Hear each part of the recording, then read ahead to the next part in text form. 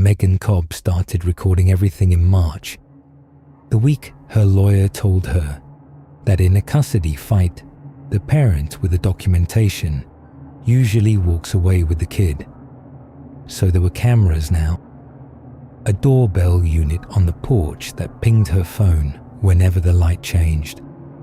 A small white cube on the kitchen counter, angled at the back door. The baby monitor in Dylan's room. The good one. The one whose app pushed every minute of footage up to the cloud automatically, so that nothing could ever be deleted, denied, or argued away in front of a judge. And her phone, always within reach, always one tap from rolling. If Aaron's attorney wanted to claim she left a 4-year-old alone, or drank, or came apart at the seams, she would have the answer time-stamped and waiting. Every hour of every day, backed up, safe. It was the only thing keeping her upright that spring. The mediation dates, the supervised exchanges in a McDonald's parking lot. The way Aaron could say one calm sentence to a judge and undo a month of her life. All of it sat lighter when she remembered the cameras were running. Proof was armor. As long as the house was watching, the truth couldn't be twisted out from under her. She slept a little better, knowing that whatever happened under her roof, there would be a record of it. She did not expect the footage to start showing her things that had not happened yet. The first time she nearly scrolled past it. She was reviewing the doorbell clips before bed, half asleep on the couch, and there she was on the little screen at 9:14, walking down the porch steps with the trash bag, hauling it to the can at the curb. She remembered thinking it was strange, because she hadn't taken the trash out. The bag was still under the kitchen sink. She knew because she'd looked at it an hour ago and decided it could wait. At 9:25, she took the trash out. Same steps, same drag of the bag. The motion light came on exactly as it had on the clip she'd watched 11 minutes earlier. She told herself she'd mixed up the timestamps. Tired brain, 2 clips, an easy mistake. It kept being an easy mistake. The counter cube caught her pouring a glass of water before the glass was out of the cabinet. The doorbell recorded the mail carrier before the mail came. Each time, the thing on the screen happened. And then, 11 minutes later, the world caught up to it. Like the house was a song being played a half beat behind its own recording. And then the recording started catching something that was not her. She found it in a doorbell clip at 2 a.m., reviewing the night while Dylan slept, the porch, the steps, the dark yard, and at the bottom edge of the frame, something low and folded near the hydrangeas. She leaned in.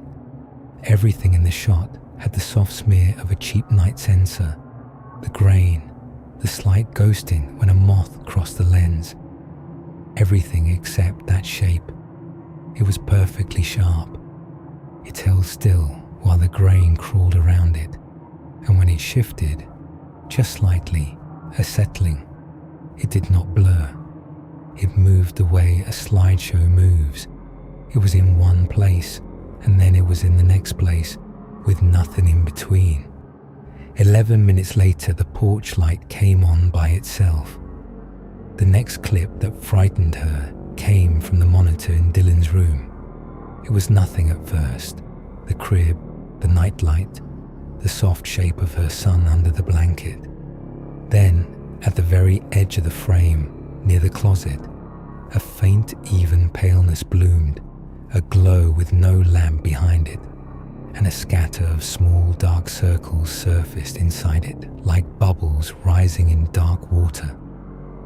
The glow drifted along the floor toward the crib in 3 still jumps. The clip ended. 11 minutes later, down the hall, Dylan started screaming the way he only screamed from a nightmare. And when she ran in, there was nothing there, nothing at all. Just her boy reaching up for her and a cold spot near the closet that took an hour to warm. After that, she stopped pretending it was timestamps. Once, she tried to study it. She pulled the doorbell clip with a folded shape in the hydrangeas and stepped through it one frame at a time, thumb on the screen, dragging slow. The grain jittered frame to frame. The shape did not. And on one frame, a single frame she could not get back to, no matter how carefully she dragged, as if the file refused to hold it. The shape had lifted what might have been a head, and the head was wrong, ringed with small recessed circles that caught no light and gave none back, and they were all turned toward the lens, toward her. She lurched off the couch and did not open the app again until morning. Over the next 2 days, she stopped sleeping and started watching. She learned its rules the way you learn a thing that is hunting you, too slowly and too late. It only ever appeared in something that had been recorded. Never with her own eyes, never in a window, never in the corner of the room. Only on a screen, in a clip, in playback. And whatever it did on that screen, the house performed 11 minutes later, faithfully, like an actor hitting a mark. The footage wasn't catching the future. The footage was the future. It was where the thing lived, and it was using her own cameras as a hallway, walking through the recorded layer of her house toward the real one. She understood, with a cold drop in her stomach, that the only way to know where it was to keep filming. And every minute she filmed gave it 11 more minutes of house to move through. On the third night, she finally saw it clearly, because she made herself. She set the phone on the kitchen table, propped against the fruit bowl, and recorded the empty room. And then she watched the recording on the counter tablet at the same time. The live room in front of her, the playback beside her, 11 minutes apart. For 10 minutes, the recorded kitchen was just the kitchen. Then the playback changed. It came in through the hallway doorway on the screen, and it was not a man, and it was not anything that could be mistaken for one even for a second. Its face was a dense cluster of small dark apertures, dozens of them, ringed and recessed like the irises of camera lenses, and they were opening and closing independently, each one widening or narrowing, as if focusing on a different distance at once.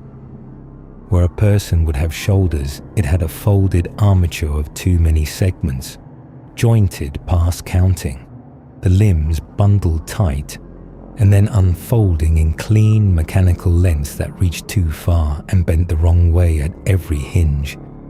And it gave off light, not reflected light, its own. A flat, even, sourceless glow, the exact dead brightness of an overexposed screen, so that no shadow fell across it and no shadow fell from it.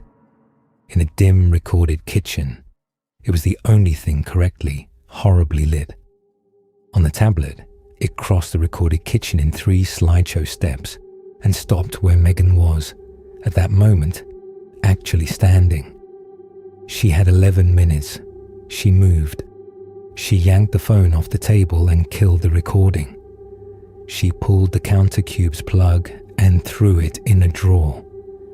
She went to the porch and tore the doorbell off its mount, 2 screws and a spit of wire, and she dropped it in a pot of water. She went room to room, turning her own house blind, and with every dead camera, the dread eased a notch, because if nothing was recording, then there was no hallway, no 11 minutes, nowhere for it to walk. She went into Dylan's room last and lifted him sleeping out of the crib and held him, and she pulled the baby monitor from the wall and crushed the little camera under her heel on the carpet until the lens cracked. Silence. Every device in the house was dark. She stood in the hallway with her son breathing against her neck, and she let herself, for the first time in 3 days, believe she had won. On the kitchen counter, the tablet woke up on its own. A soft chime, a pale rectangle of light in the dark room. She walked toward it the way you walk toward a sound you already understand. The screen showed a single notification. The cheerful grey banner of the backup app she had set up in March and never thought about again. The one that uploaded the monitor's feed to the cloud automatically so that nothing could ever be lost. Backup complete. Below it, the app had helpfully opened the most recent synced clip, the last thing the monitor had recorded before she crushed it. Except the clip was not Dylan's room. It was the kitchen. It was this kitchen now, the same dark counter, the same pale tablet glow.